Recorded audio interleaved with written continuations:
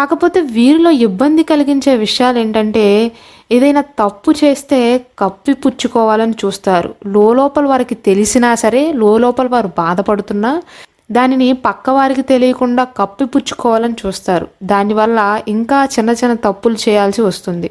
అలాగే ఇతరులు తమ మీద శ్రద్ధ చూపలేదనే బాధ అధికంగా ఉంటుంది. ఎప్పుడూ ఇతరుల గురించి ఆలోచనలు వీరి మనసును బాధపెడతాయి. ఈ కన్యా రాశి వారు ఆరోగ్యం పట్ల ప్రత్యేక శ్రద్ధ వహిస్తారు.